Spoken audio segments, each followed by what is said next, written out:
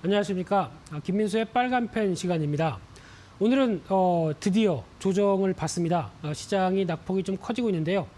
드디어란 표현이 맞을지 모르겠지만 그동안 계속 쉼없이 달려왔던 시장에 대해서 이제 어느 정도 부담을 느끼는 변화가 나오기 시작을 하는 부분들인데요.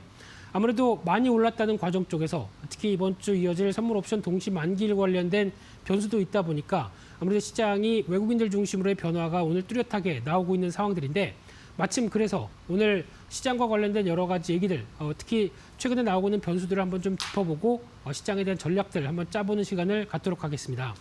가장 먼저 중요하게 봐야 될 부분들은 일단 시장의 가장 최근에 국내 시장과 함께 움직였던 대표적인 근거는 달러화입니다. 달러화 약세가 강하게 이어지면서 나왔던 변화라고 보여지고 있는데 그중에서 이제 최근의 동향을 보게 되면 일단 지난번에 강조드렸듯이 한 92대가 달러 인덱스가 이탈하기 시작했다. 이제 본격적인 달러화 약세 서막이다라고 말씀드렸는데 어제 동향을 잠깐 볼까요? 어제 같은 경우는 일단 달러화 기준으로 보게 되면 난리를 쳤습니다. 올라갔다 내려갔다 반복하면서 최근에 하락했던 부분을 되돌리고 하고 있고 하지만 여전히 대세는 달러화 하락세다라는 관점 쪽에서 상당히 봉이 좀 지저분하게 변한 모습들이 어제 확인이 됐는데요.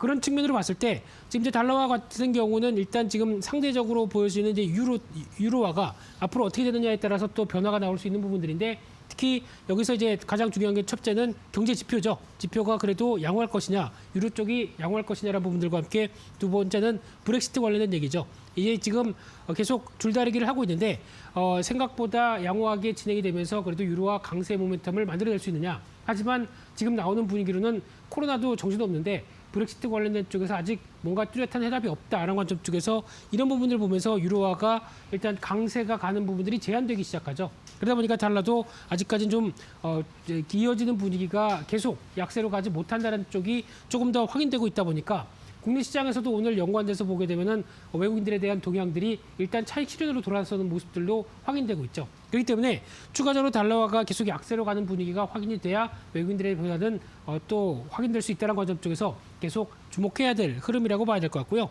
또 하나 두 번째로는 이런 상황이 되다 보니까 일단 가장 중요한 게 신흥국 쪽으로의 자급 유임의 동향을 보게 되면은 일단 올 한 해 계속 신흥국 쪽에서는 유출만 됐었죠. 그러다가 정확하게는 한 10월 말부터 유입이 되는 현상들이 확인된다라고 보여지고 있는데 이 부분이 또 국가별로 보게 되면은 일단 우리나라만 지금 자금이 이렇게 많이 외국인들이 들어오는 게 아닙니다. 특히 대만, 인도, 브라질, 한국 대표적인 신흥국 쪽이죠. 이쪽으로도 가파르게 자금이 들어오는데 그러면 이제 네 국가 쪽에서 주가 상승률을 비교해 본다. 어디가 가장 많이 올랐을까요? 당연히 한국이 가장 많이 올랐습니다. 그런데 그러면 외국인들이 그만큼 더 많이 들어왔을까요? 아니죠. 지금 동향을 보게 되면은 한국은 제일 낮습니다. 들어왔던 규모가 상대적으로 제일 낮은데 오히려 상승률이 제일 컸다라고 하게 되면 이 부분에 대한 또 반응도 외국인들이 또 어떻게 보면 지금 차익 매물의 빌미로 삼을 수도 있다라고 보여지고 있는 가운데 이런 동향들이 오히려 외국인들의 어떤 매수 동향들 거기다 플러스 알파 내국인에 대한 자금들이죠. 이쪽이 좀 더 기여를 했다라고 하게 되면 이런 부분들이 아직 뭐 그렇게 크게 바뀐 상황들은 없는데 먼저 많이 올랐다는 관점 쪽에서 지금 시장이 그렇게 뚜렷하게 상승세를 보였다고 하게 되면 여기서 또 차익 매물이 나오는 부분도 일정 부분 있다라고 보셔야 될 것 같고요. 그런 측면으로 봤었을 때 앞서 말씀드린 것처럼 내국인들의 지금 관련된 수급은 상당히 강합니다. 강하다 못해 상당히 뜨겁습니다. 그래서 지금 기준으로는 예탁금 60조 대 이상 거의 뭐 보지 못했던 숫자 쪽에서 계속 머무르고 있고요. 어제도 1조 원대 매수, 오늘도 강하게 매수가 들어오는 부분들 쪽에서 여전히 지금 60조 원대 다 소진하기 위해서는 어떤 외국인들, 뭐 기관 다 던져라 받겠다라는 입장이 상당히 크다 보니까 지금 시장에 또 하나의 떠오르는 주역이 되고 있는데 하나 그래도 부담되고 있는 거는 신용 잔고가 계속 뭐 18조 원대 이상까지 들어가면서 계속 부담은 되고 있지만 주고 싶어도 증권사가 신용 공여를 못하는 현상도 나오고 있죠. 그런 쪽에서 일단 신용에 대한 부담들은 서서히 또 계속 가시화되는 입장 쪽에서 아직까지는 그렇게 비율적인 측면으로 보게 되면 부담은 없다고 하더라도 일단 지금 주체는 개인들이 다 받아가는 주체다라는 쪽에서 변화가 나오는데 하지만 방향성에 대한 모습들은 외국인들이 더 뚜렷하게 나올 가능성이 높죠. 그렇기 때문에 소환한다고 하더라도 시장은 고점에서 또 흔들릴 수도 있는 흐름들이라는 점은 염두를 하셨으면 좋겠고요.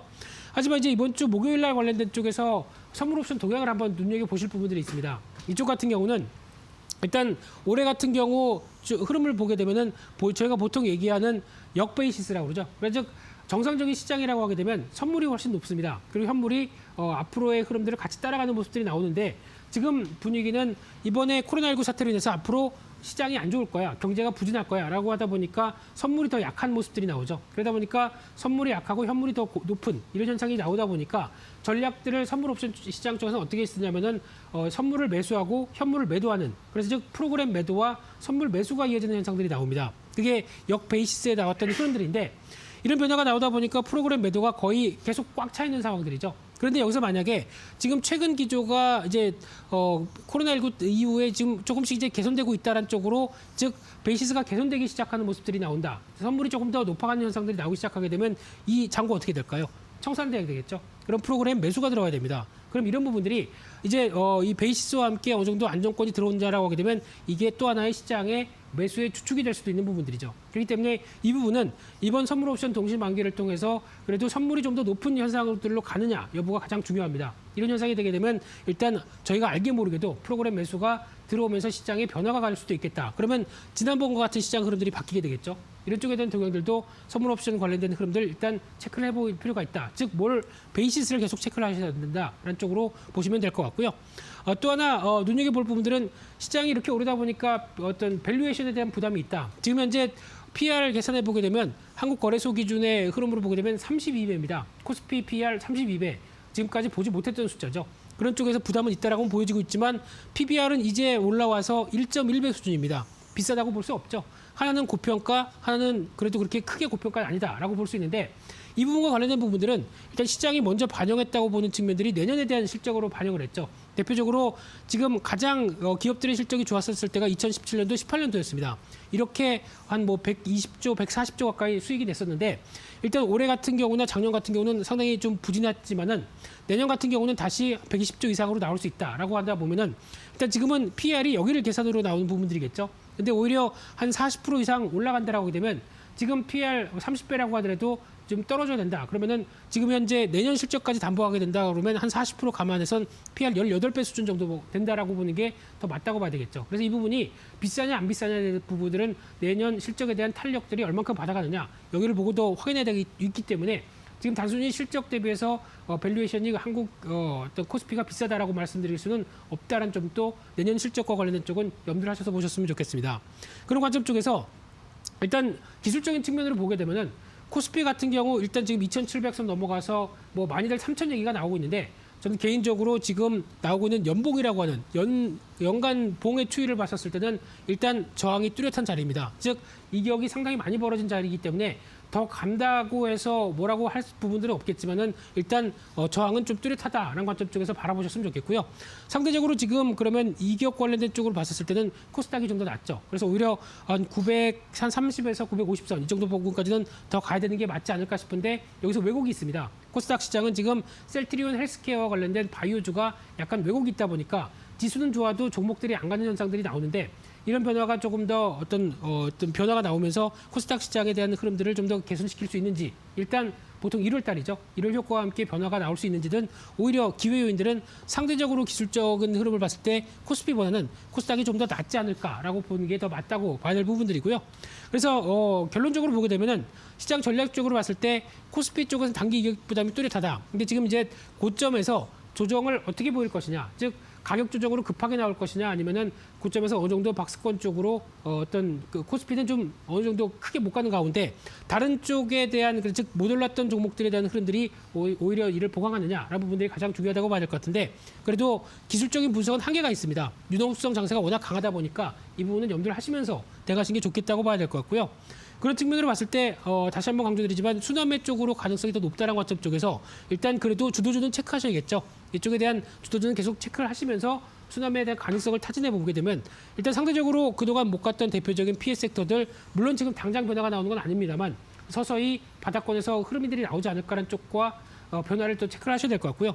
또 하나 중요한 거는 건설 건자재 관련된 쪽 특히 건설주 같은 경우는 그냥 어렵게 보시지 마시고요. 미분양 관련된 얘기들도 쭉 드리면서 그냥 대형 건설사들 오히려 미분양에서 변화가 나오기 시작한다라고 하게 되면 당연히 대형 건설사 쪽으로 먼저 어떤 공급 물량들이 증가될 수밖에 없습니다. 그렇기 때문에 대형 건설사 탑5 같은 경우는 한 개 정도는 일단 시장 대비해서 그래도 포트폴리오에 넣으시면서 대응을 짜시는 게 좋겠다라고 바라보시면서 일단 시장의 단기 변동성이 커질 가능성을 좀 대비를 하면서 여러 가지 전략들을 짜시는 게 좋겠다. 이렇게 해서 어떤 시장에 대한 흐름들 점검하면서 말씀을 드렸습니다. 그래서 오늘 준비한 내용들은 시장 관련된 내용들로 준비해봤고요. 또 내일부터는 여러 가지 또 섹터와 관련된 시장 흐름들 또 체크를 해보는 시간으로 빨간 펜을 꾸려가도록 하겠습니다. 오늘 준비한 내용들은 여기까지 해서 마치고요. 또 내일 다시 이 시간에 찾아뵙겠습니다. 감사합니다.